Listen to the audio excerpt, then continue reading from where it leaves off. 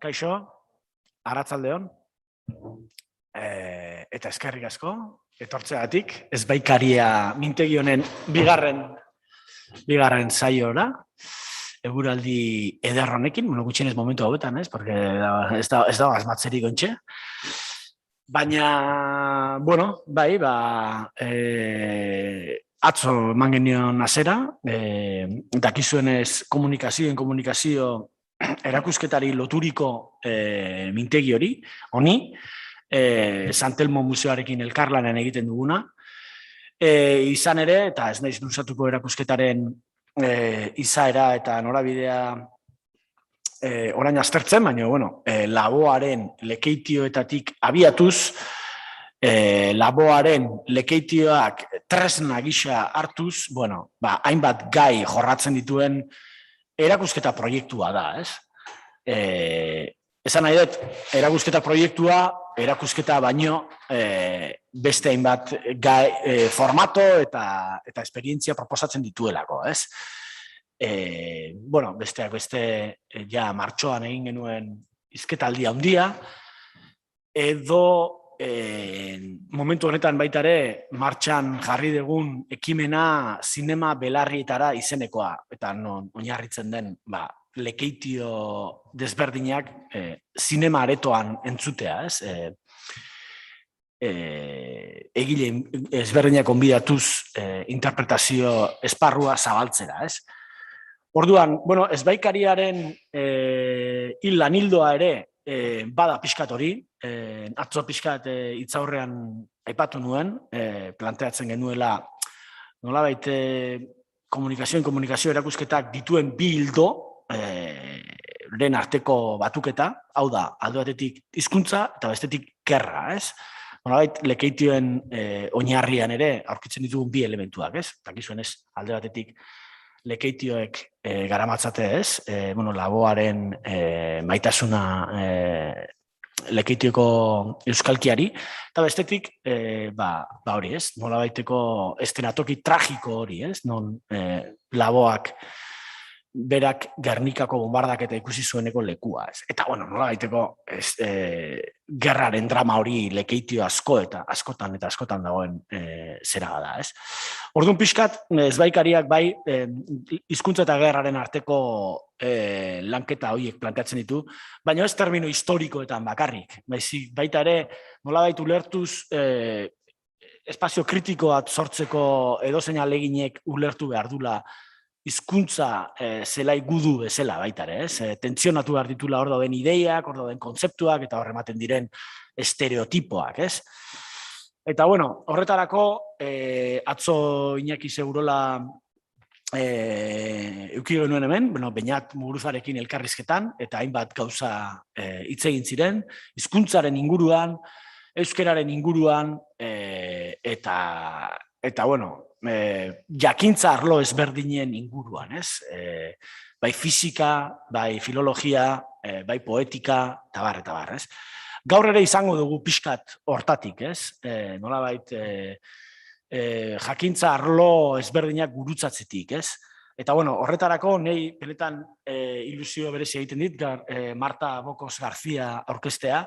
Zatik, Martak, bere lana ezagutu nuenean, bere ikerketa zera, zuzenean ikusi nuen lekua izan behar zuela mintegi honetan, aztertzen duelako gai bat, inkluso nik uste dut erakusketan pixkat, hor larri ikutu duguna, ez? Eta da, laboaren, izaera anitz hori, eta horren barruan, hori, ez? Bera medikua, ez? Izan zela, musikaria baino lehenago, eta musikaria zen bitartean ere bai, ez? Eta hor, egiten duen laboak, egiten duen itzulpen lan horren esparrua aztertzen du Martak, ez? Eta hori, nire ustez, proiektu honen barruan bere bizikoa da, ez?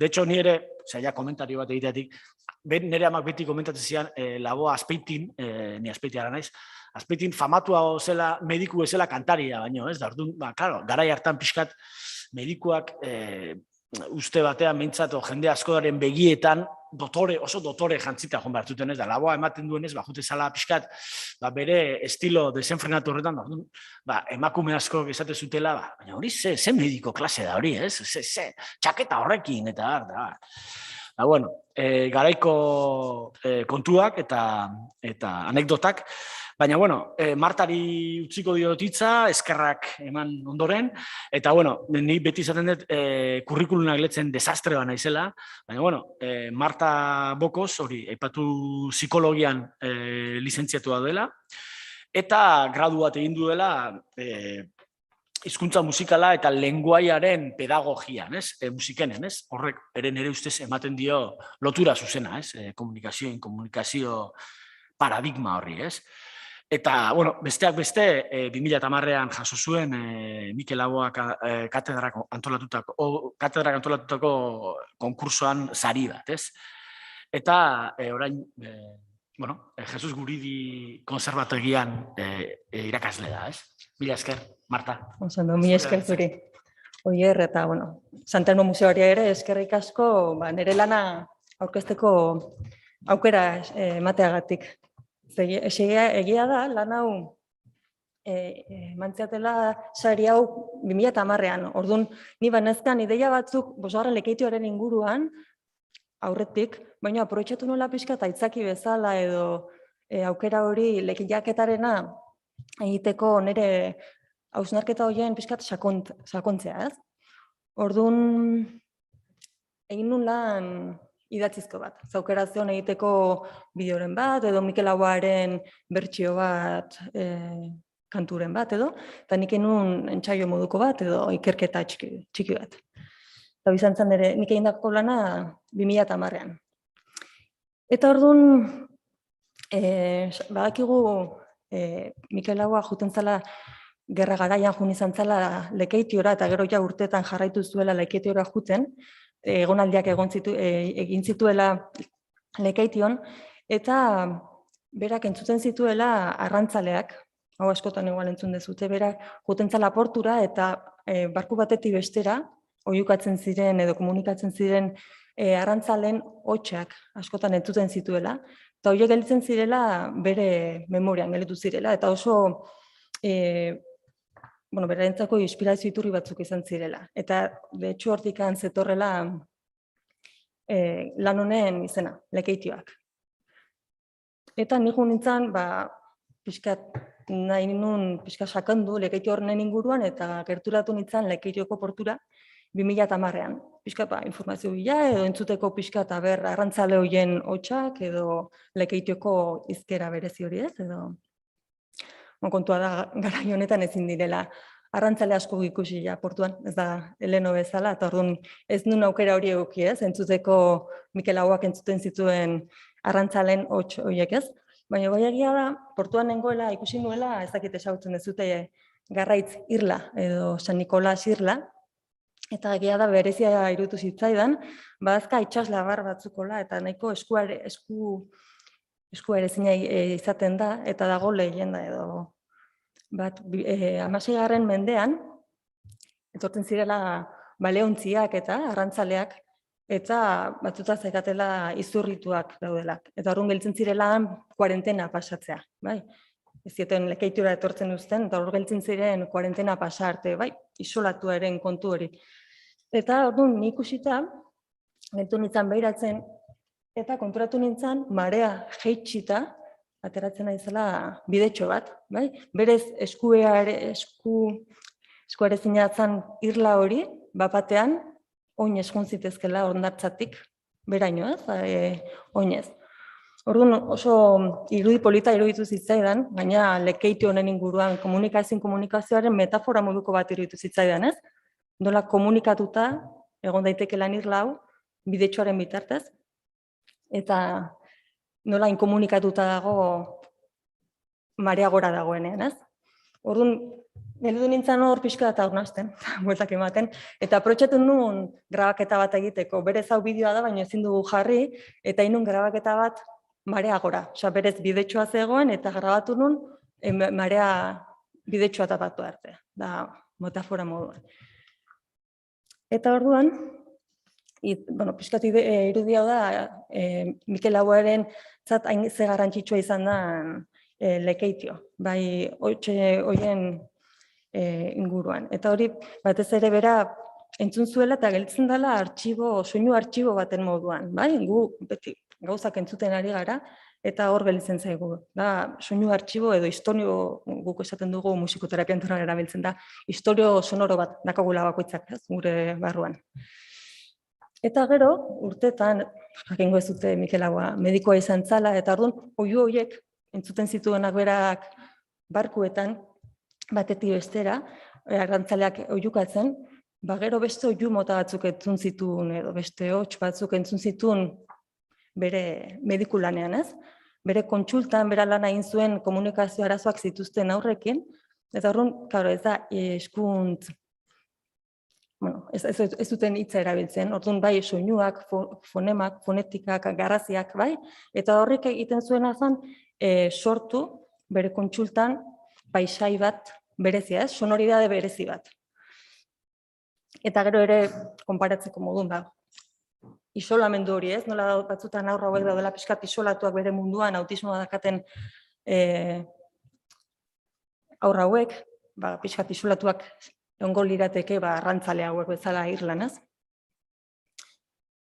Eta ni pixkat haurnasketa guzti horiek buruan, 3 galdera egin dituen nire buruari, eta esatet, norbaitek honen inguruan hitz egin duen, edo norbaitekin hitz egin dezaketen honen inguruan, eta hau ez ziren nire 3 galdera.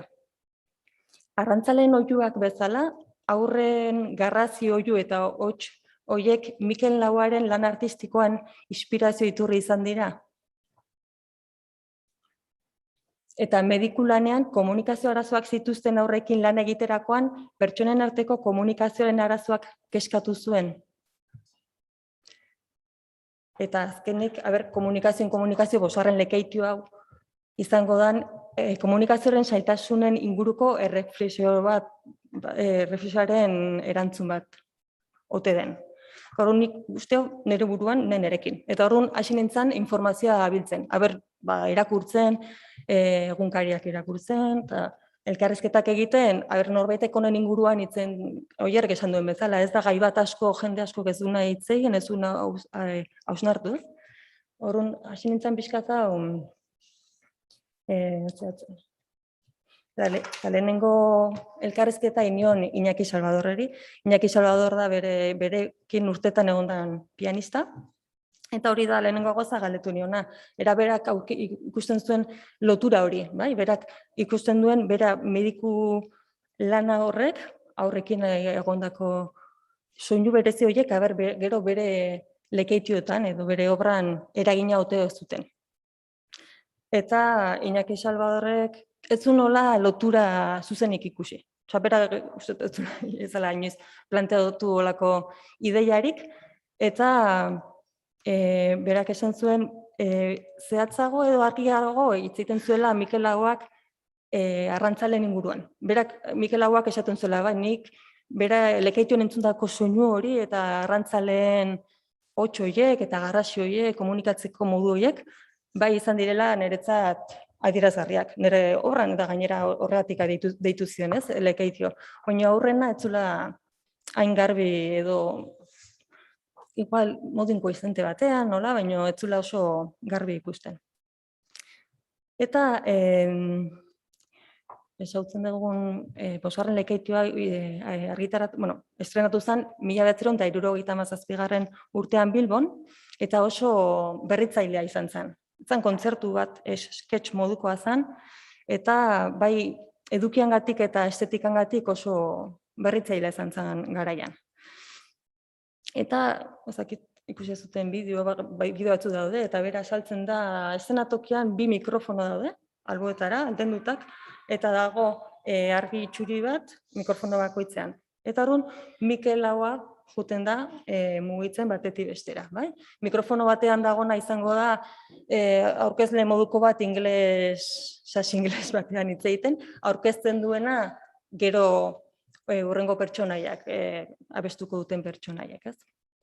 Eta Mikel, Iñakik, Iñaki Salvadorrek ere azpimarratzen du Lekeitio hau dela ere asko oso autobiografikoa Mikelena. Bai, Lekeitio hau irauten du ja 25 minutu, bai, oso nahiko luzea da, eta horra saltzen ditu edo kantatzen ditu bere bizitzan, momentu batean edo bestean oso berarentzat ezaugarri, osea, importanteak izan diren, bai abeslariak, pertsonak edo. Horien artean, Atahualpa Yupanqui, Amalia Rodríguez edo Cantinflas, Mario Moreno. Egia da, hasi zanean kontzertuak ematen Mikel Laboa, hasi zala Atahualpa Yupanquiren abestiak jotzen. Hoen entzungo dugu, Lekeitio honen, 5. Lekeitioaren dagonean, mikrofono batean ja Atahualpa Yupanquiren Piedra y Camino abestia jotzen.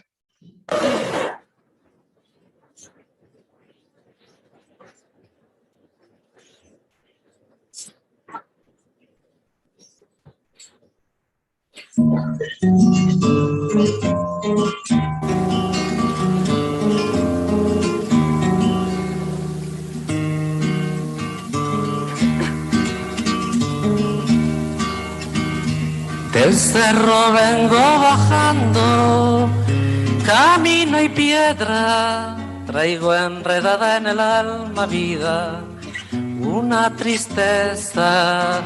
Traigo enredada en el alma vida, una tristeza.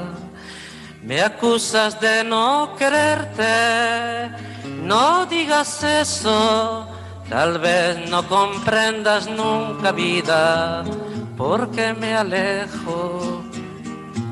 Es mi destino, piedra y camino de un sueño lejano y bello vida.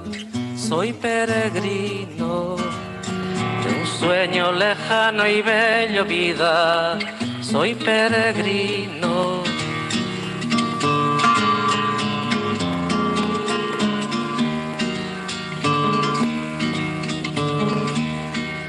Del cerro vengo bajando, camino y piedra, traigo enredada en el alma vida, una tristeza. Traigo enredada en el alma vida, una tristeza.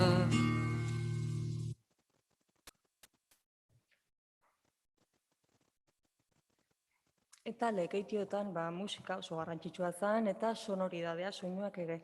Baina gero ere erabiltzen zuen keinuak eta mugimendua.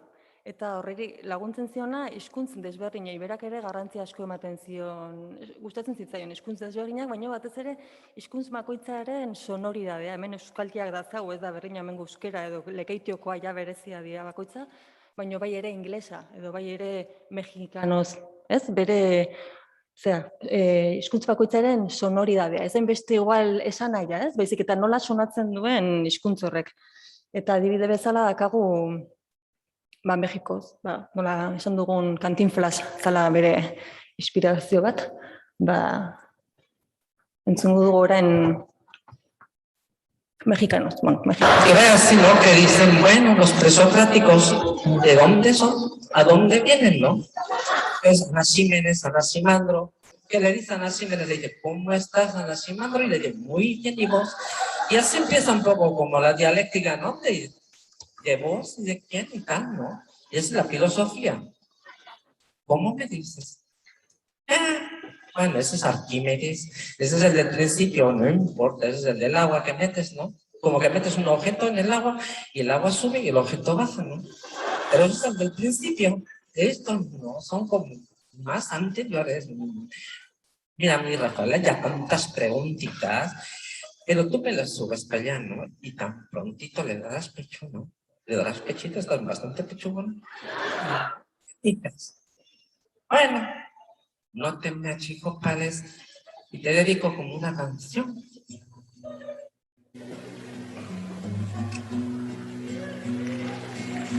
Me siento y me sigo sintiendo. Me sentía y me seguiré sintiendo. Adiós mi México lindo, adiós mi zorro. Adiós, mi Donosti querido. Y la sangre que nos tiene que entrar.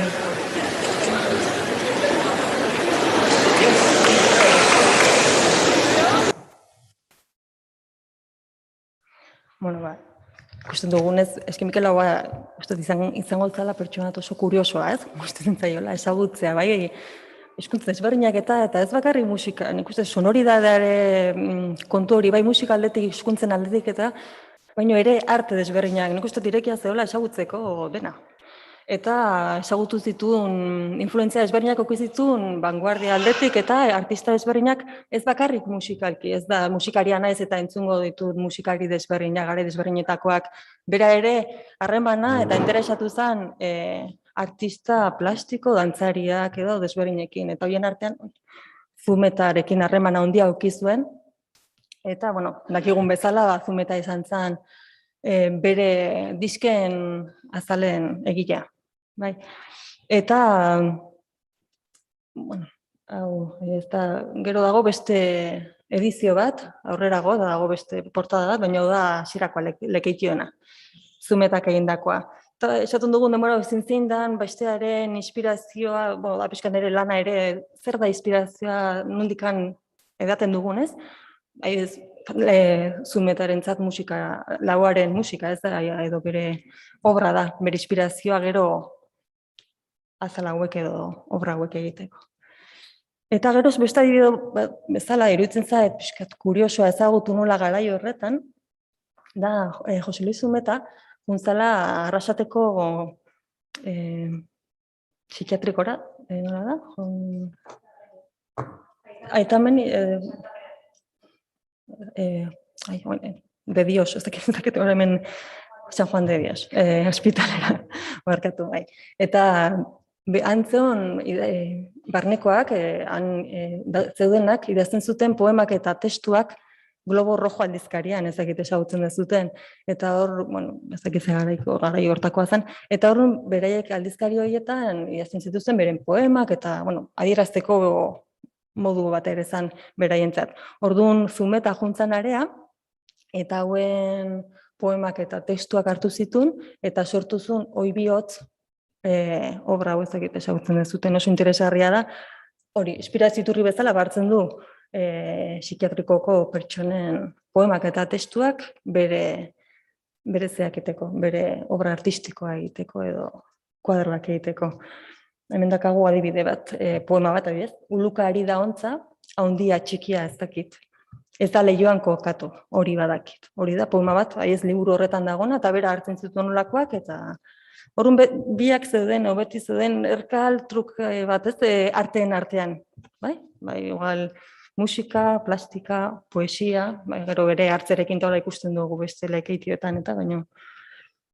Iruditu zait interesgarria. Ikuspegi hori lauarena ez bakarrik musika interesatzen zait, eta ja, Zumetarekin parte plastikoa edo margoaldea, eta gero kantor, artista polakoa da dadismoa eta surrealismoaren barruan dagoena, asko maite zuen bere lana, Mikel Laboak.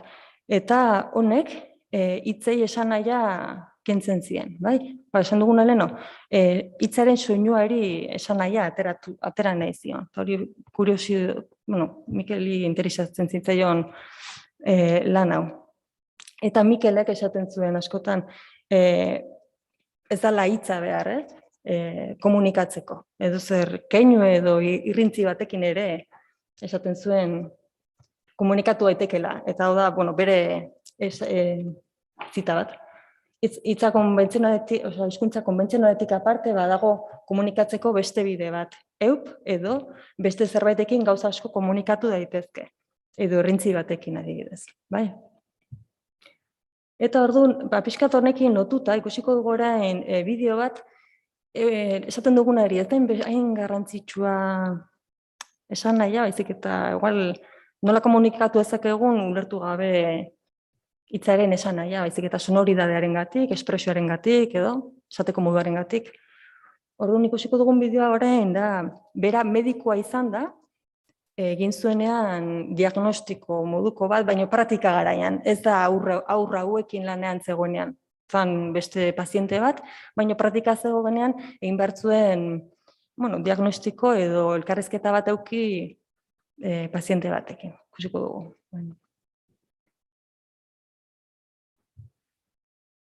En la carrera de medicina hay un segundo año, parece que empezamos a hacer, que se llama las clínicas, que es hacer una historia clínica, aprender a hacer una historia clínica, ¿no?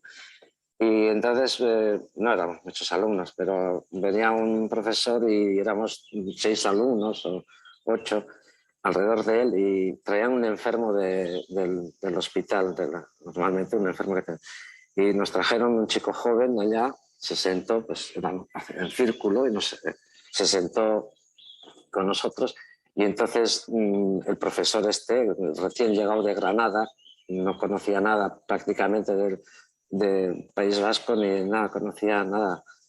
Y le dijo a uno del grupo, empiece a hacerle la historia. Y empezar a hacer la historia es preguntar, pues, ¿qué le pasa a usted? Era un chico joven de 20 años o por ahí. ¿Dónde le duele? ¿O qué le pasa? Y el chico miraba como al infinito, así, ¿no? A lo lejos. Y otra vez, ¿pero qué le pasa a usted? ¿Qué es lo que tiene? Y seguía mirando así, claro, teníamos cada uno el papel con su nombre y apellidos. Y yo dije, eran en Navarra, en Pamplona, pero que eran apellidos muy euskaldunes, muy vascos. Y pensé, a ver si no sabe castellano. Y entonces le pregunté, ¿Zer gertatzen zaizu? ¿Qué pasa? ¿Zer gertatzen zaizu? Empezó a hablar y estuvo, pues no sé, pues, un minuto, yo creo que sin callar, o 2 minutos, que no callaban. Esta es la mía, dice.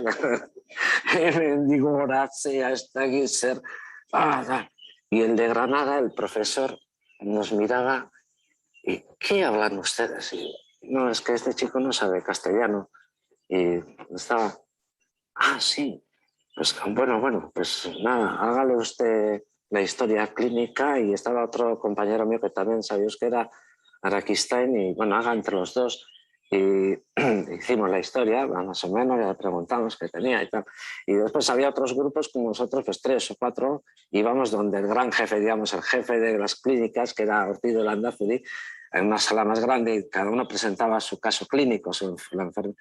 Y entonces el de Granada le dijo, mire, profesor, don Eduardo, o sea, este chico que le han hecho la historia a Araquistain y la boa y tal, y que no sabía castellano y le hemos hecho y tal. Y, bueno, dígale, a ver, que abra la boca y da, Iriki aboata.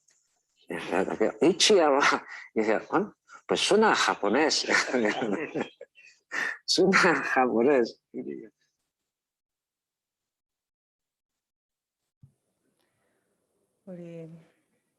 Bi alde horiek, ez? Sonoridadean alde hori suena japonés, ez? Nola, ulertzen ez dugun hizkuntza da, de repente entzuten dugu, komo suena, ez? Hori, keskatzen zion ja ikusten dugu hasieratik, gaztea zanetik.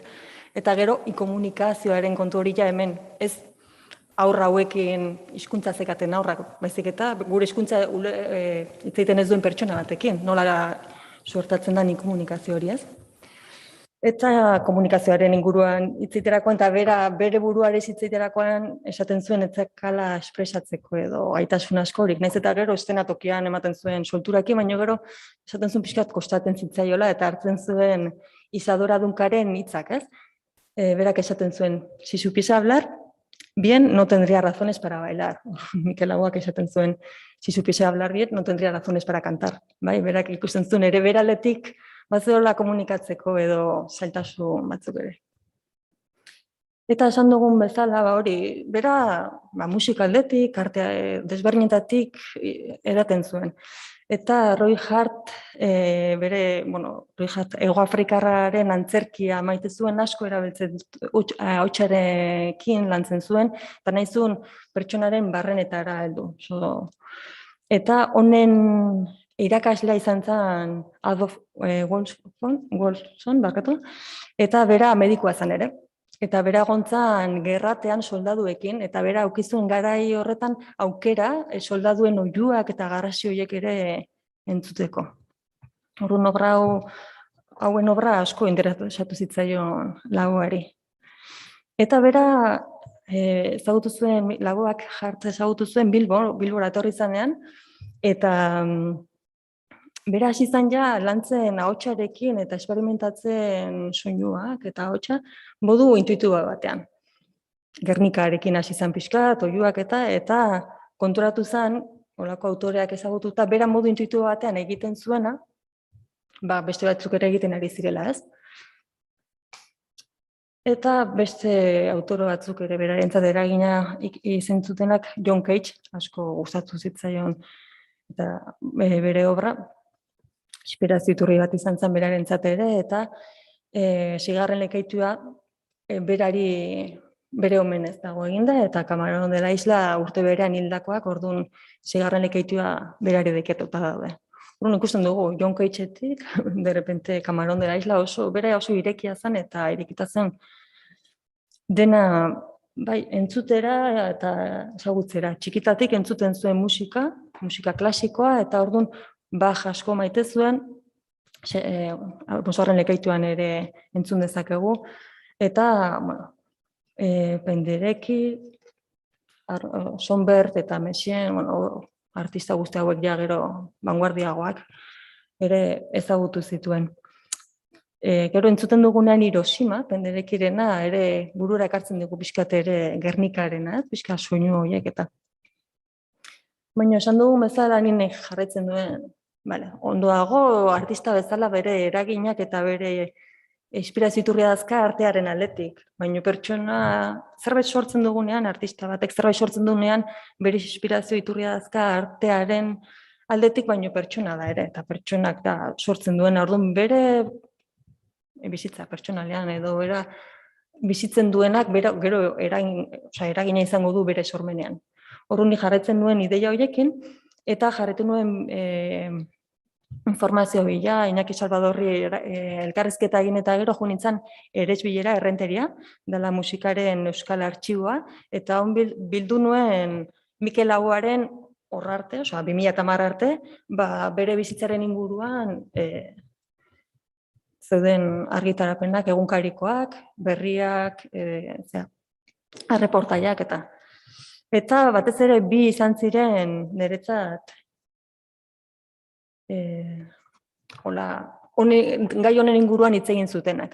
Eta bat izan zen Mikel Laboa kanta Bertolt Brecht, Pedro Larreak idatzi zuena, bi testuak, bi berriak lortu nitunak ziren 2008koa, justu Mikel Laboa hil zanean, atera ziren reportai eta notizipilo bat, eta batzuetan islatzen zen bere medikulanaren aipamen batzuk edo. Eta Pedro Larrea niretzako nahiko informazio, hausnarketa hau berak egin zuen. Eta irakurriko izuet, berak idatzita zeon bezala oso interesgarria da, nola idatzi zuen. Se interesó especialmente por el problema de la comunicación humana. Le embrujaba la musicalidad de las palabras, especialmente las del lenguaje corriente, pero al mismo tiempo era consciente de sus limitaciones comunicativas. Por ello, quiso indagar otras vías complementarias de expresión, como los simples sonidos guturales, las onomatopeyas, las percusiones vocales, los gritos, los irrintes y los chapurreos. Su Lekeitio 5, titulado precisamente Comunicación y Comunicación, pretendió ilustrar las dificultades de la comunicación entre los humanos. Concebido para ser presentado y no cantado, fue estrenado finalmente en el 1977. Eta gero azaltzen du pixkat, hori nola esan genuen bi mikrofonak zeudela, eta juten dela aurkezle bat aurkezten bestei, un engendro de inglés de difícil comprensión, un presentador que de repente se transforma en un cantante de ópera, un marido suplicante o un niño autista, hemen azaltzen du berak. Ikusten du, keinu batzuk egiten dituna hola biratzen bere eskua, eta izan daitezkela horren isla da. Va dando paso a una sucesión inconexas de voces y músicos donde alternan el fado, Yupanqui, Dylan o Juan Sebastián Bach. Eta ikusiko dugu orain bideo bat, guzti hau islatzen duena, bai? Da, Bosgarren lekeituaren bukaera.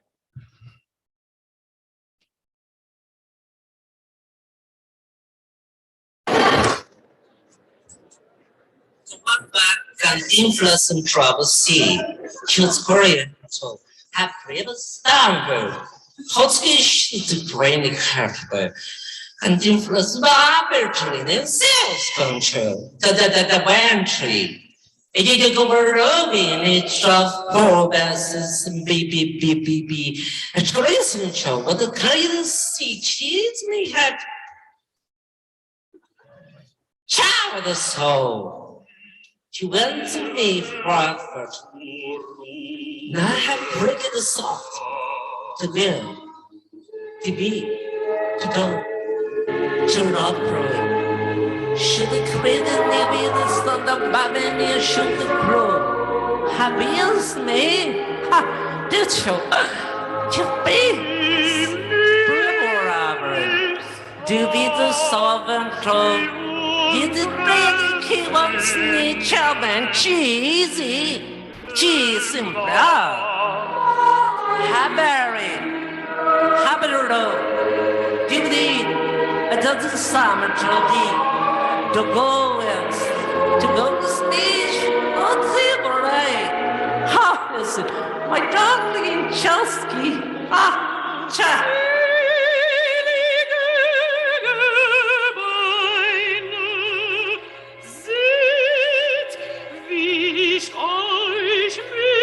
Did he was caught friend and shouldn't come be? And they did both. I know I live my arm. When she so totally be one. Ha! Tiny! Choose! Romantic tree woman! In species! Choose grab and do. Barber! Choose the Morini! Having a son! Glorious man! Glorious man! To nature!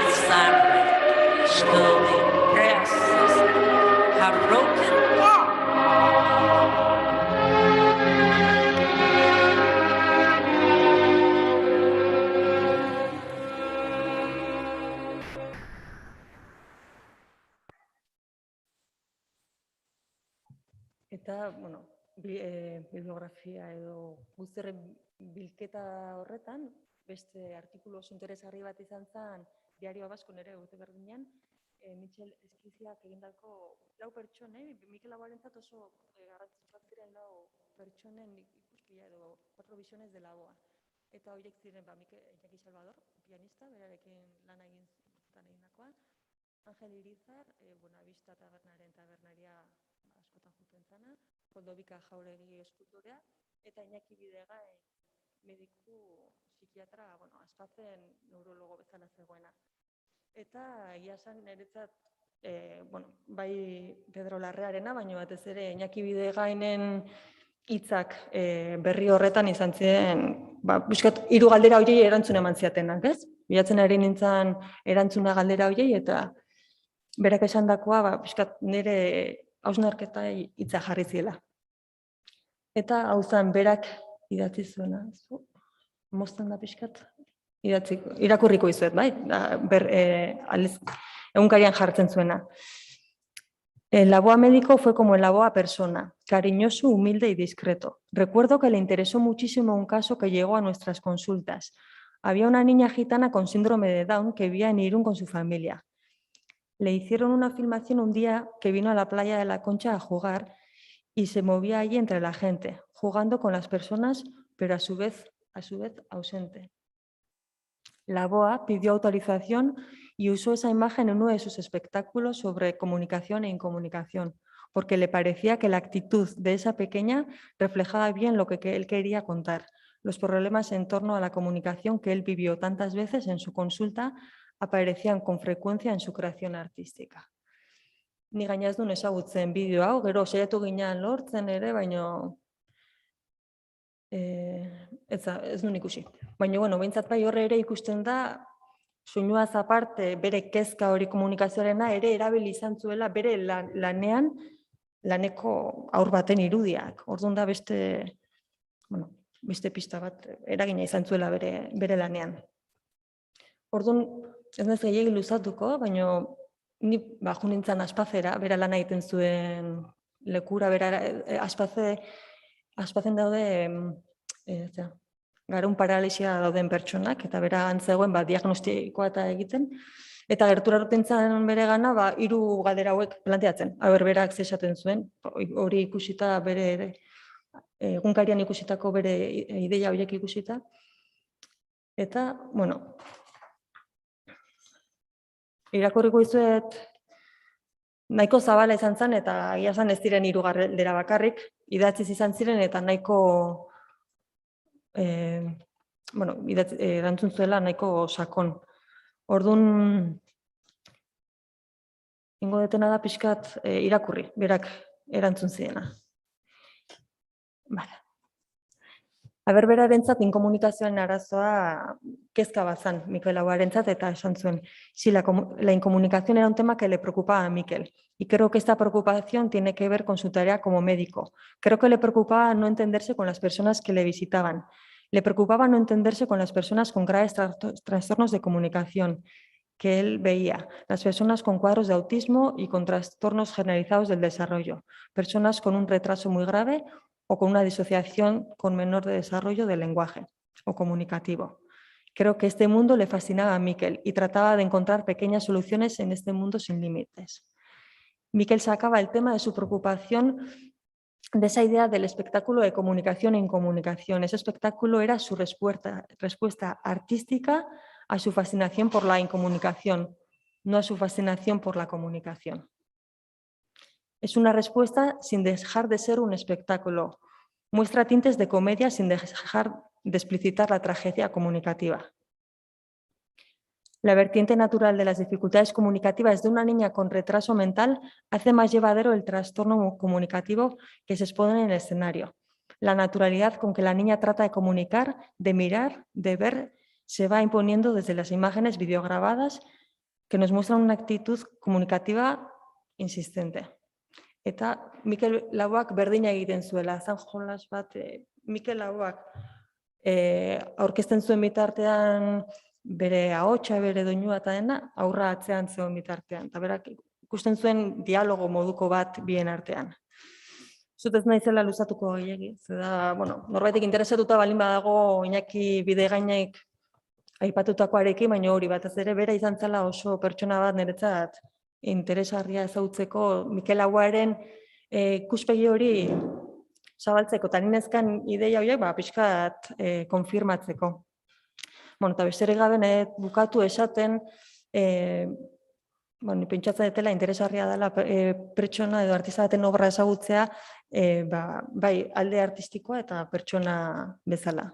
Lehenago esan dugun bezala, ez bakarrik ezagutzea Mikelen iturri, nondikan edan duen iturri artistikotik, baizik eta ere bere alde pertsonala eta medikulanak eragin handia izan duela bere lan artistikoan.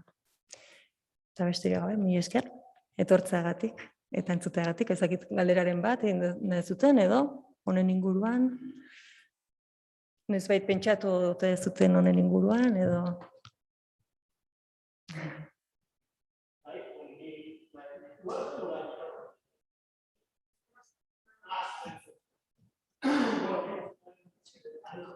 Aretako batzuk gauza gehiago euskatela hitz egiteko, baina animatzeagatik gauza.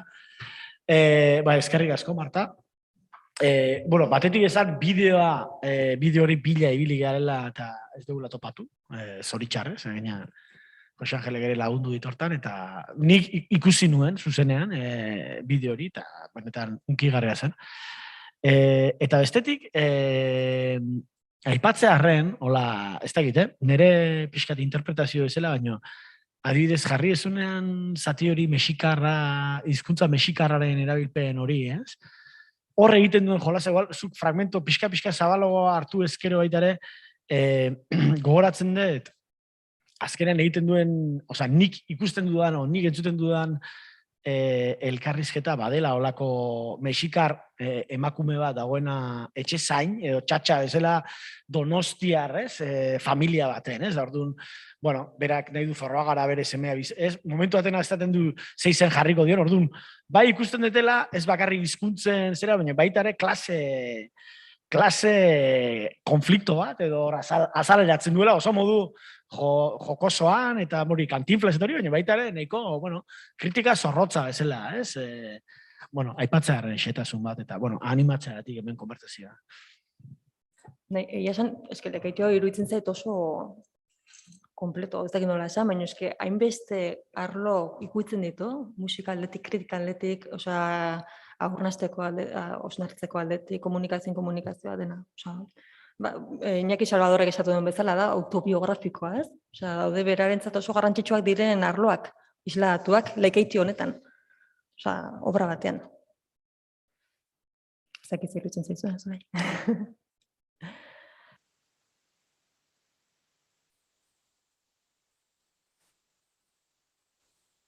Bueno, mi esker entzuteagatik, betortzeagatik.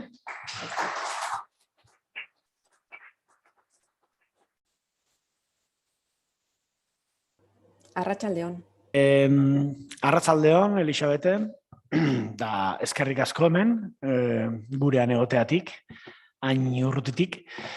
Eta, biharrengo pixkat atera egin geha, Martarena bukatu ondoren Donosti eguzkitzuaz gozatzera atera gara, minutu gutxi batzuetarako bada ere, zetik ez dakizun Elisabete, baina azken egunotan nahiko negura itzuli geha, eta, bapatean eguzki atera da, Martaren hitzaldian ondoren.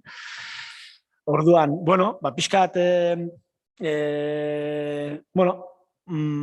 laboaren faceta ezberdinak lantze horretatik, medikuntza, kantaregintza, eta bar, pixkat hori,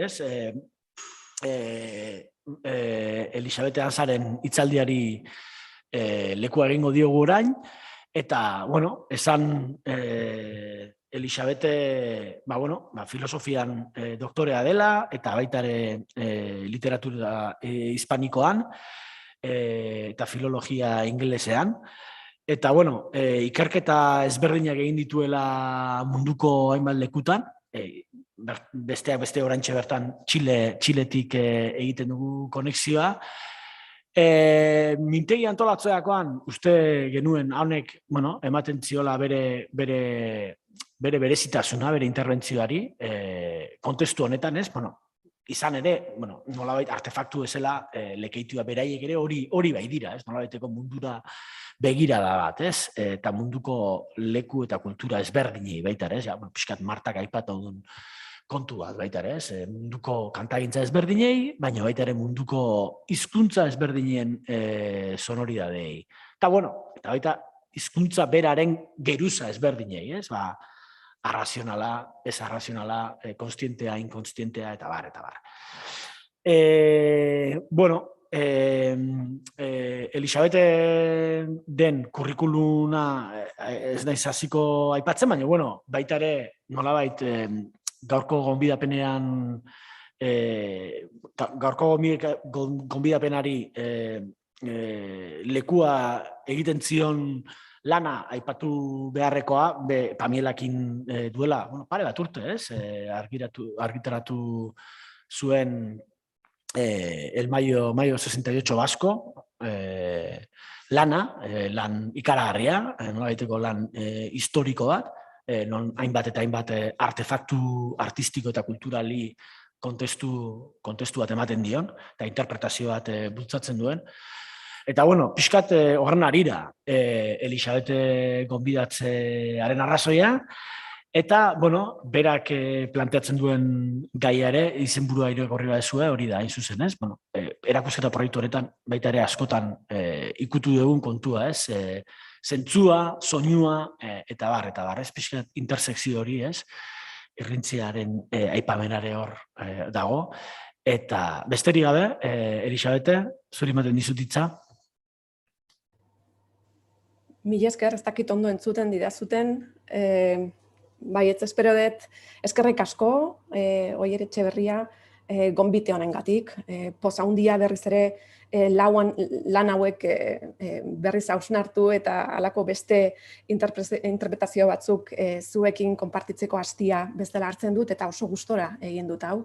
Agurtzane Garairi ere eskerrak eman nahi nizkioke, Santelmoko ezbaikari hau antolatzeagatik, eta beno, nik gaurkoan prestatu dudana, pixkat Oierrek esaten zuena, eta oso gustora entzun dut ere, Martak eskaindu digun hitzaldia, izan ere, bai Laboa, bai Eztok Amairuren inguruko lanak irekiera handia eskaintzen diote euskarari, eta irekiera horretik tira eginiz, hemen konbokatu ditut alako pentsalari beste izkinetako hainbat erreferente pentsatuz, horiek alako aberastasun bat eskaini diezaiokela irakurketa bestelako bat egiteko, bai Laboaren lanari, bai eta Eztok Amairu inguruko lanei. Hasiko naiz, beraz, momenturen batean, irudiren bat, espero dut zorte izatea eta teknikoki zorte duen egun bat izatea eta denekin konpartitu ahal izatea hainbat irudi, ez? Halako hitzaldia jarraitzeko lagun diezaguken irudi batzuk ere jarriko ditut. Lehen aipatuko dudana da ikerlari frantses bat, George Didi Huberman hain zuzen. Azken hamarkadan arte garaikidearen berrikuste eta ikerketa sakon bat egin du. Horretarako arte garaikidea aztertzeko erabiltzen den ikuspuntu historikoa kritikatu du. Batez ere historia ofizialen sustrai teleologikoa kritikatu du, hau da, garapen teknologikoek gauzatu dituzten garai eta pertsonaiak bakarrik goraipatzen dituen historia kritikatu du. Hoiek historia ofizial bat eraikitzen dute, garaipenean oinarritako historia, baina bada bestelako historia bat ere, historia ofizial horrek bere alboan edo bazterrean uzten duen historia. Noizean behin, hots, kantu, naiz irudi bortitz bezala agertzen zaiguna. Tximista baten indarrarekin agertu, naiz desagertzen dena. Hortik hasi beharko genuke Mikel Laboaren lekeitiotara eta Eztok Amairuren sentikarira hurbiltzeko. Hitzaldi honekin hauxe egin nahiko nuke, Mikel Laboaren lekeitioak, naiz Eztok Amairu eta era kolektibo, naiz efimeroan, hau da, urrats handirik utzi gabe, egin ziren hainbat esperientzia poetiko gogoratu, eta aldegun neurrian esperientzia horien funtsa poetikoa zein izan daitekeen proposatu. Hitzaldiaren izenburuak dioen bezala, garrasi eta kantuaren arteko tarte interstizialan kokatzen diren esperientzia horiek zeintzuk izango liratekeen azalduz. Hiru historigile hartzen ditu ardatz Didi Hubermanek bere ikuspuntu historikoa proposatzeko. Alde batetik Walter Benjamin filosofoa, bestetik Avi Warburg, naiz Karl Einstein historigile eta arte kritikari alemaniarrak. Hirurak kontutan hartu eta historia anakroniko baten proposamen eskaintzen digu Didi Hubermanek. Historia honek bere irudimenean gezi zuzen eta gorantzkoa jarraitu ordez, hau da, garai bakoitzeko pertsonaia boteretsuen eta beraien ekintzen balio ikonikoak goraipatuz egindako historia izan ordez, gezi horrek bere bazterrean gaizki lurperaturik hondakin modura aurkezten dizkigun irudiz jositako historia genuke. Garai desberdinetako bazterreko memoriaz jositako atlasa. Walter Benjamin eta Karl Einstein aipatuko ditut. Izan ere, biak Espainian izan ziren gerra zibila garaian, hau da, Laboa naiz Eztok Amairu taldearen haurtzaroan. Biak 1900 eta 1940 Pirineotako mugan, irteera gabeko kale bihurtu zen muga horretan, Alemaniarren menpe gelditutako Frantziara ezin joanik, eta Frankoren tropa fasistetatik ezin urrundurik beren buruaz beste egin zuten. Biek artea eta politikaren arteko erlazioari buruzko testu paregabeak utzi zizkiguten, bientzako, esan genezake, artea askatasunera hurbiltzeko giltza litzatekela, eta historialariaren ekintza keinu horiek gaurkotzeko aukera ahalbidetzen duten narrazioak berreskuratzea. Walter Benjaminek, historiaren aingeru izenpean, historia anakronikoak iraganarekin duen konpromesua zein den azaldu zigun. Bazterreko hondakin hoiekiko erredentzioaren bila eginiko historia izango genuke. Albali madut, ea zortea dudan eta zuekin pasartetxo bat ere irakurri dezaket. Paul Cliren Angelus Novus kuadroa kontutan harturik, bertan agertzen den aingeru irudiari buruzko deskribapena eskainiz, honela azaldu zuen historialari materialistaren zeregina, eta elkarrekin irakurriko dugu, ez? Bada Paul Klik egindako kuadro bat, Angelus Novus deitzen dena. Bertan, aingeru bat ageri zaigu guztiz geldirik mantentzen duen zerbaitetik urrundu nahian dabilena. Begiak erne irekita dauzka, ahoa ere irekita du, eta hegoak zabalik.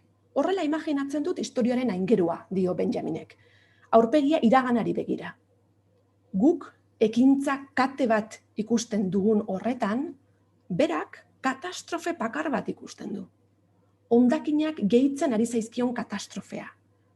Aingeruak bere oinetan pilatzen dituen hondakinak dira.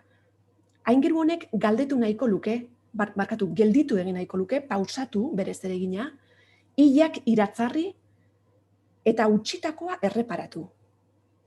Baina paradisutik datorkion urakan bortitz baten haizea du hegotan trabatuta. Hain da bortitza haize hau ezin dituela hegoak itxi.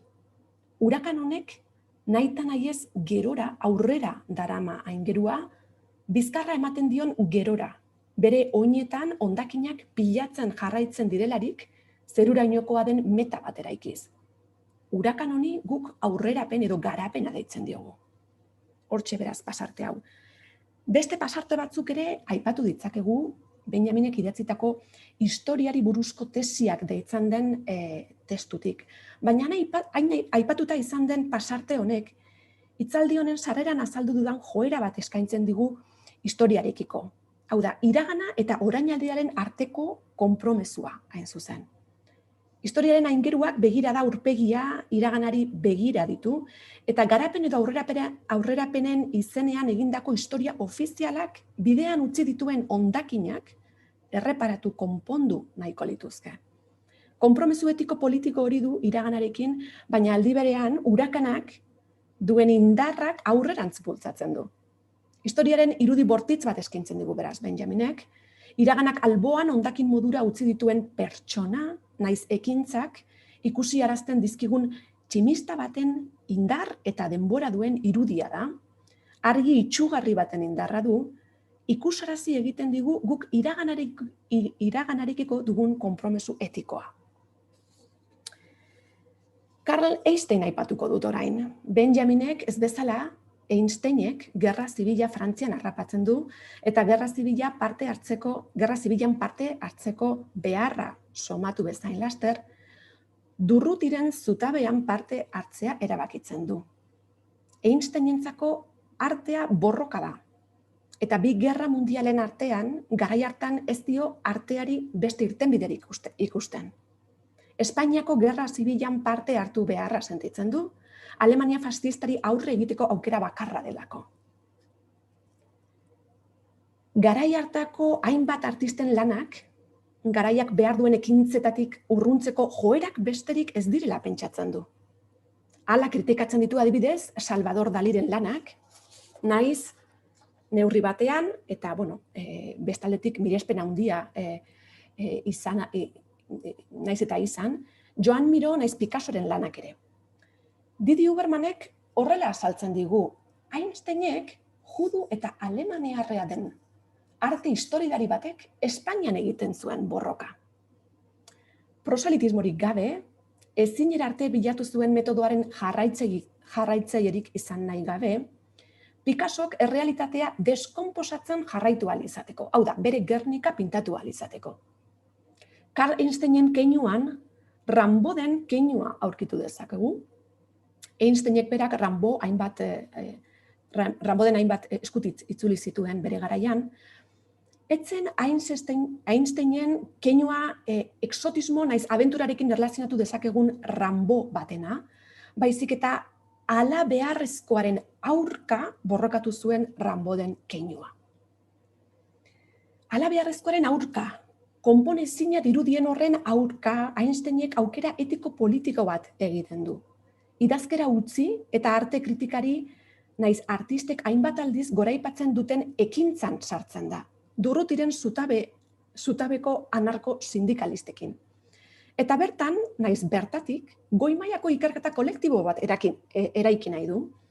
Hiztegitik zahartu egia dagoen ni izen ordain pertsonal hori ezabatuz, eta eraikuntza ekonomiko naiz politiko kolektiboa finkatuz. Anarko-sindikalismo konstruktiboa deitzen dio. Bestela, alabeharrezkoa gertatuko litzateke Einsteinen ustez eta denok dakigunez alabeharrezkoa gertatu zen Francoren garaipenarekin. Historiaren aingerua Einstein eta Benjaminen gorputzei begira gelditu zen, ezin haien gorputzak berpiztu, Gernikako bombardeaketan eta Gerra Zibilak handik aurrera utzitako beste hainbat gatazketako gorputzak bezala.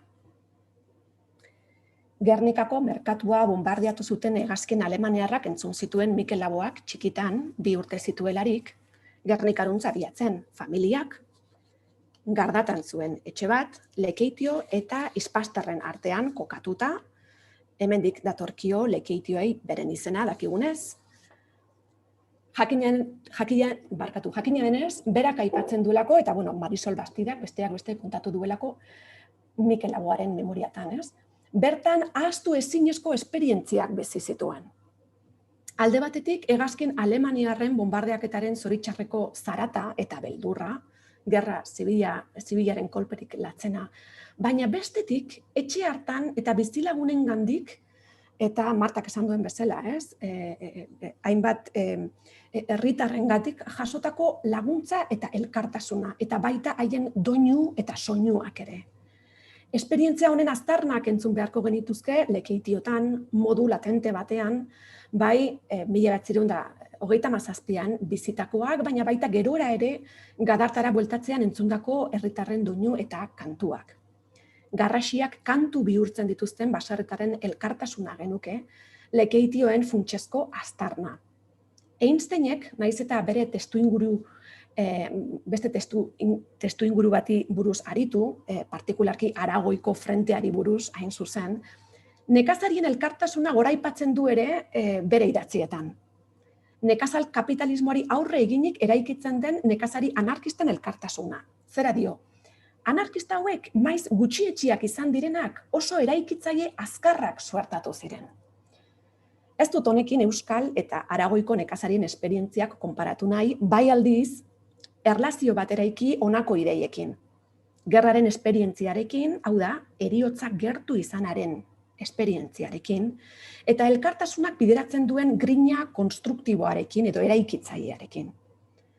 Izan ere, Gerra Zibilarekin etzen jendea bakarrik hil, eta hau, komilatartean esaten dut noski, beraiekin batera kapitalismoari aurre egiteko jendeak, nekazari naiz hiritarrek, eraikitako elkartasunetik sortu zitekeen alternatiba ere hil egintzen. Mikel Laboaren Lekeitioak, 1968-1969 urtetik aurrera hasten direnak, eta Ez Amairuren sentikariak bagabigai gabarne, alternatiba haren oihartzunak genituzke. Urrunetik entzuten diren ahots eta erritmoak, 60-70 hamarkadetan euskal kantuaren berritzean parte hartu zutenek entzun eta presentzi berri batez eraldatuak izan zirenak.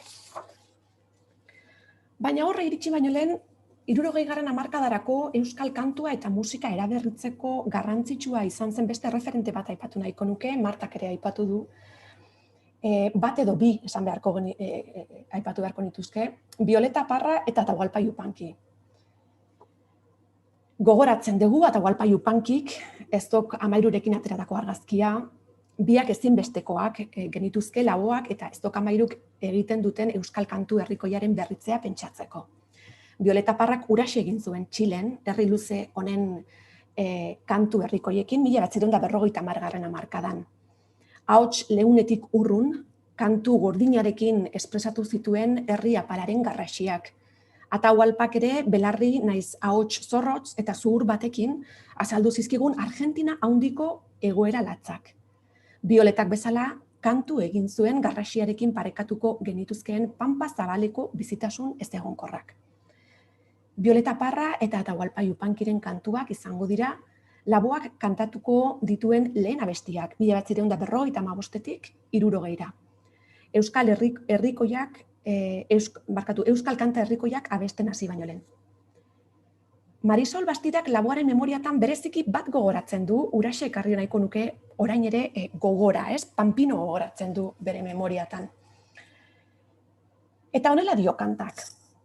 La pampa mata de abajo, el sol castiga de arriba, y entre el sol, pampa y salitre se gana el pobre la vida. Pampino de mano fuerte, siempre toreando al destino. Hombre que baja la frente, nada tiene de Pampino, nada tiene de Pampino. Me muestro desnudo al viento, para que aprenda de mí. Me han dicho que el viento llora y a mí me gusta reír. Pampino de mano fuerte, siempre toreando el destino. Hombre que baja la frente, nada tiene de Pampino, nada tiene de Pampino. El salitre se va yendo, lo va llevando el vapor, y el Pampino queda solo entre la pampa y el sol. La pampa mata de abajo, el sol castiga de arriba, y entre el sol, pampa y salitre se gana el pobre la vida. Hemen aurkitu ditzakegu nekazal kapitalismo kolonialaren garrasiak, baina garrasi duinak, hau da, Pampinok urakanaren haize bortitzak jotzen duenean barre egiten du. Eta bere ezaugarririk nagusiena, Ramboden keinua bezala, patuari erronka egitea, hala beharrezkoaren aurka joatea. Karlensteinek egin zuen moduan, hemen Atahualpak kantatuta eta laboak 50. hamarkadan ere musikatu da. Oihartzun gixara, urakanaren ezbeharra bistan utzirik. Horrelakoak izan ziren beraz laboaren lehen aztarnak. Aztarna horiek 60. hamarkadako beste hainbat soinurekin egin zuten talka. Alde batetik, Argentinan Atahualpak eta Txilen Bioletak egin zuten erara, laboak eta Estok Amairuk euskal nekazari eta herritaren sentipenak eta soinuak hartu zituzten gogoan kantu eta instrumentu herrikoiekin. Hartzean haien txalaparta, txistua eta danbolina adibidez, laboa, Lertxundi, Lourdes Iriondo eta Jose Angel Irigariaren kitarrekin entzuten ziren, pasatako esperientziei soinu berriak ateraraziz, iraganeko garrasiak kantu bihurtuz. Baina aldi berean, 60. hamarkadan ematen ari zen gizarte aldaketa kontutan hartuz. Estok Amairuren baga-biga iga sentikariak, laboaren bigarren lekeitua kontutan harturik, soinu eta kantu zaharrak eraberrituko ditu, baina aldi berean orduko soinu desberdinei aurre egingo die. Eta zer esan nahi dut soinu hauei aurre egite horrekin? Gizarte mailan ematen ziren aldaketak, aurrerapenak, aurrerapenen urakanak bultzatzen gaituen gizarteak badituela hainbat soinu. Eta eurei, 60 eta 70. hamarkadako kantorek barre egin zietela.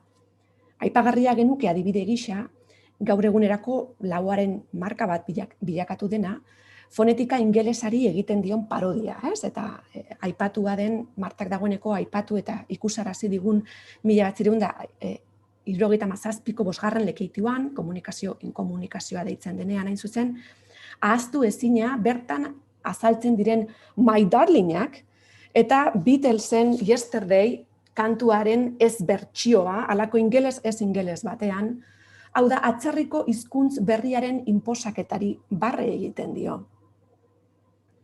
Modu askotan egiten du barre Estok Amairuk ere, soinu inposatuei egiten die barre, baina aldi berean, eta azpimarratu nahiko nuke, zentzu eta arrazoi izateari ere barri egiten die. Ireki egiten dute euskal hizkuntza eta kantua multiplizitatez jositako bihurtze batera. Laboaren lanaz gain, gogoratu beharko genuke Xabier Lete, Jose Angel Irigaray naiz Josean Hartzek poesia landuko dutela. Azken honek, Isturitzetik Tolosan barru argitaratu zuen 1969an, eta bertan herrikoiak ere izan ziren hainbat sinesmenen kontrako poemak idatziko ditu. Metrika guztiak hautsiz, axolagabeko irribarre batekin. Sinesmenik sustraituena euskaldun fededunarena. Honen kontra, jotzen du, baita geroz eta oparotsuagoan oparotsuagoa den lan munduaren kontra. Soinuetaz eta kantuez ari garenez, laminan ikus dezakegun lehen poema erakutsi nahi nizuen, 60. hamarkadako onura ekonomikoak badakarrelako berarekin alienazioaren arriskua. Poema honek lana eta makina hitzekin irudikatutako zulagailuaren forma hartzen duen kaligrama dugu. Bestela, metrika tradizionalarekin oso zail izan daiteken efektu sonoroa irakurleari iradokirik. Galderak zuzenean aipatzen du urakanaren haizea. Nork lotu zaitu? Nork lotu zaitu etorkizun gabeko gurdi horreri?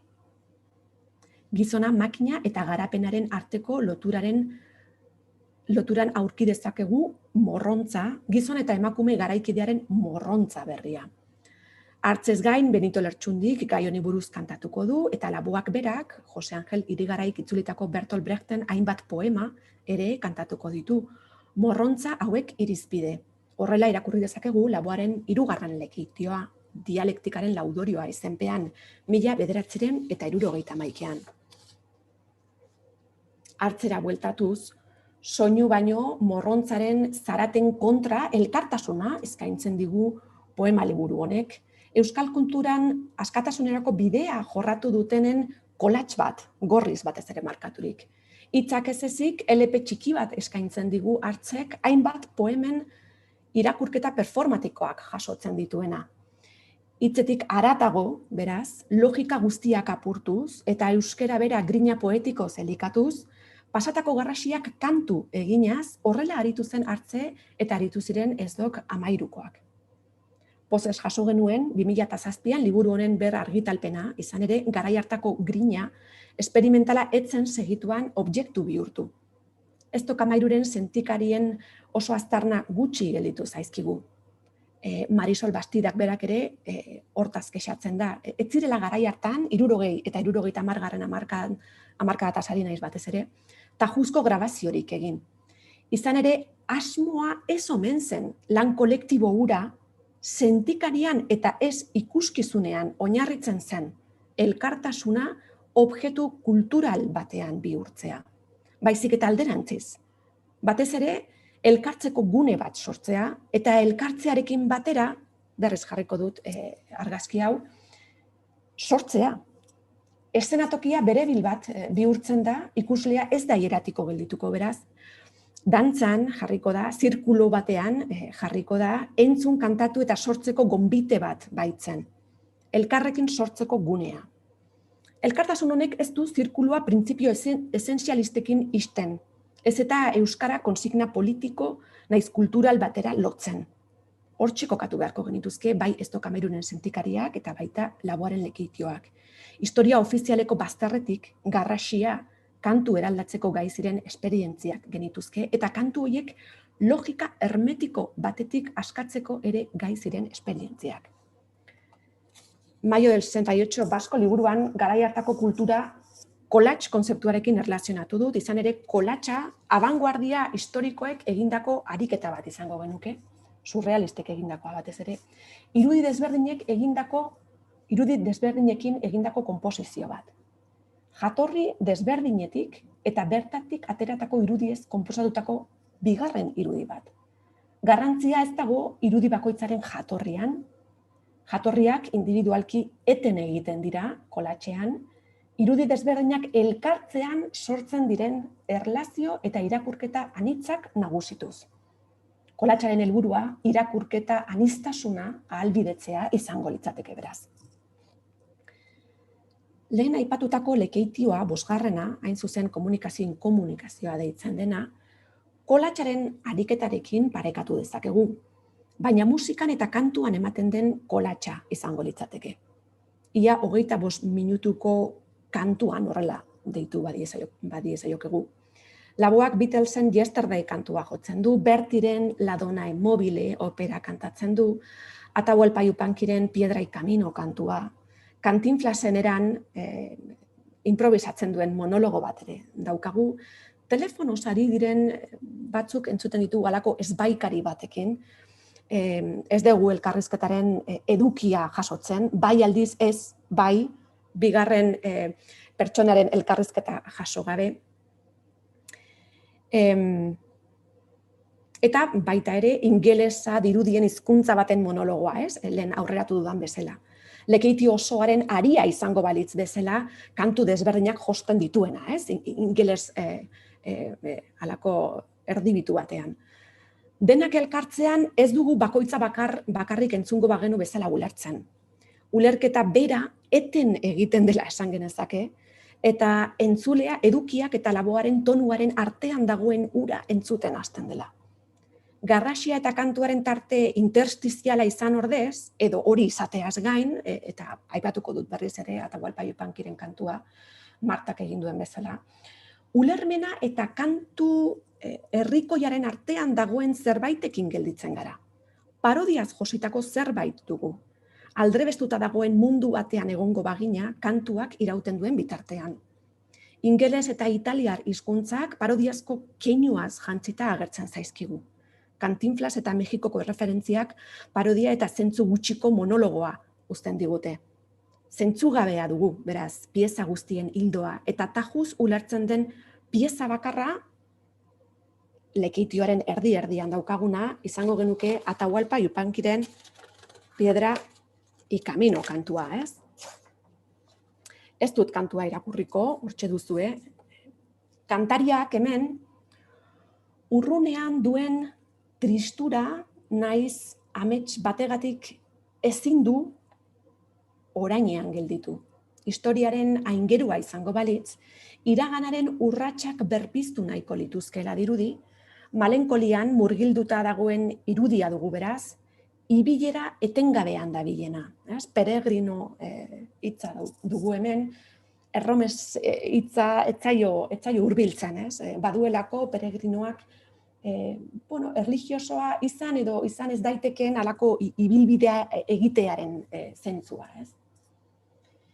Ba, ibiltari honen antzera, lekeitio gehienak, bosgarren hau ezik, leike, zen nik uste dut denetatikan bosgarren lekeitua genuke humore gehien duen lekeitioetako bat, ez? Besteak aldiz, tonu malenkoliko honekin zerikusi handiagoa dute. Laboaren ahotsa bera, garrasi eta kantuaren tarte interstizialean arrastaka daramazki hitzak, tonu edo erritmo konstanteak hautsiz, ebakidura sinkopatuekin jolastuz, esan genezake halabeharrezkoa zangotrabatuz. Jazzari egiten dio leku asko bere kontzertuetan, eta nolabait halabeharrezkoaren kontra joateko joera horrek justifikatu egiten du, ez? Jazzarekiko improvisazioa eta ematen duen eraldatzearen grina hori, ez?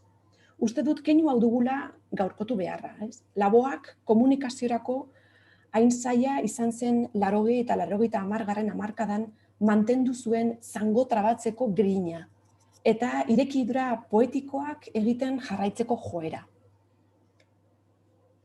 George Didi Ubermanera bueltatuz.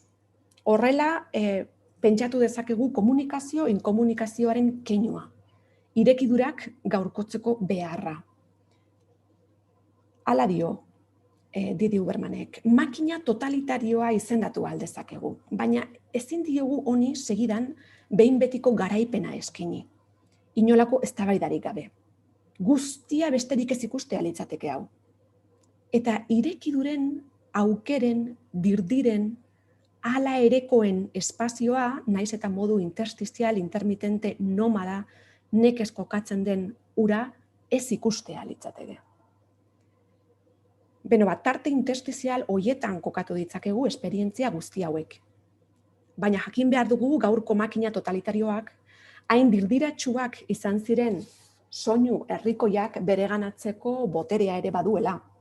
Instituzio naiz merkatutik hain baztertuak izan ziren soinuak bereganatu ditzakela. Belarriak adi izan beharko ditugu beraz, iraganeko garrasiak gaurko soinu kantu edo musiketan entzun ahal izateko. Tabakalerako erakusketa naiz ezbaikari hau gonbite bat izango litzateke horretara, ez? Gaur egun dugun komunikazioak zeintzuk izan daitezkeen eztabaidatzeko. Hortxe beraz, eskerrik asko entzuteagatik eta hemen egoteagatik.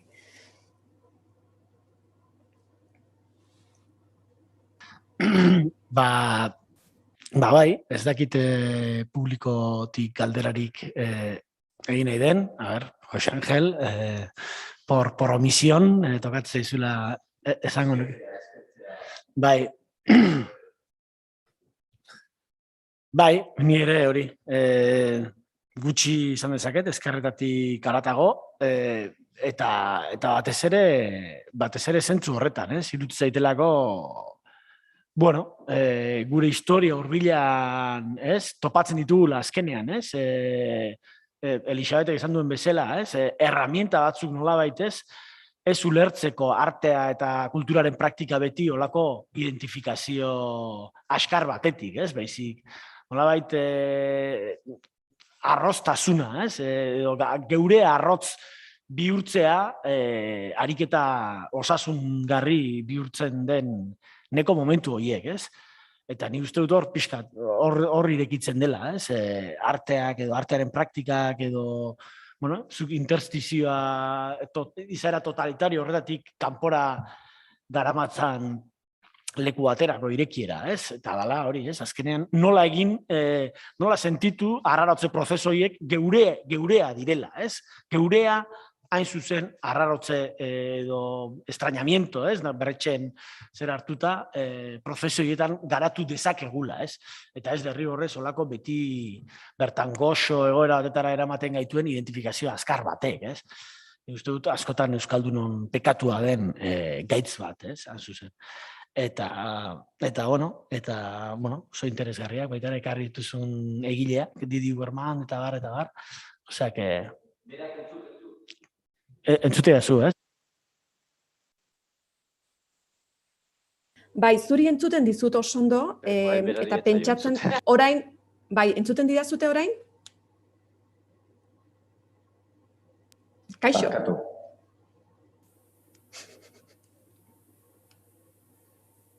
Entzuten dizuet, bai Oierri eta bai Jose Angelek mikrofonoa eskura balima du entzuten diot. Ez, orain ez dut entzuten. Eta gero besteak. Orain bai. Ez, bakarrik Oierrek esan duenari jarraiki, eskertu Elisabete batetik eta bestetik nabarmendu berak egiten duen irakurketa kritiko hori, bai 60ko eta 70ko hamarkadetan gertatutakoa, zeinean artea, soziologia, politika, beraz, modu berri batean plantatzen duen, eta horrek beste ikuspegi bat ematen dio, ikuspegi kritiko eta autokritiko bat ematen dio gure bilbideari, nire ustez oso eraginkorra eta sortzen jarraitzeko ere motivazioak ematen dituena. Eta niri iruditzen zait Didi Ubermanen aipu horiek egin dituenean, ala ereko horien aurrera jotzea, sortuz joatea, eta oso interesgarri iruditzen zait, bai garai hura aztertzeko garaian, baina baita ere gaur egunekoa aztertzeko eta praktikan emateko garaian. Eskerrik asko, Elisabete. Jose Angel, eskerrak zuri. Ez dakit entzuten den.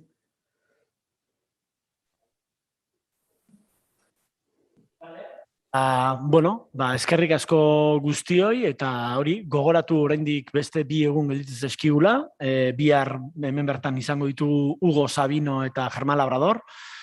Nolabait pixkat zirkulua irekitzen dugu eta atea irekitzen diegu nik esaten dudan bezala laboaren esparru afektiboan kokatzen ez diren pertsonei, eta ikus dezagun, entzun dezagun, zer ekartzen duten gurera.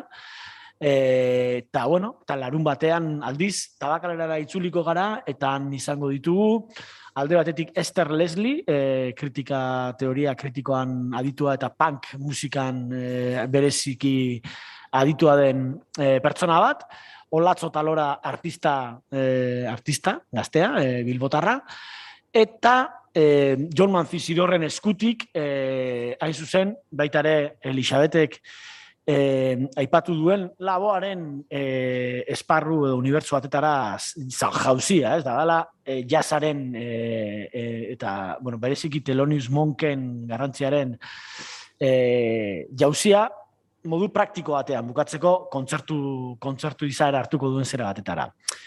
Eta bueno, Elisabete, hitz egingo dugu laizter, bale? Telematikoki imaginatzen dut, baina baita ere egunen baten edo ez gutxi barru hemen Donostiako kaletan.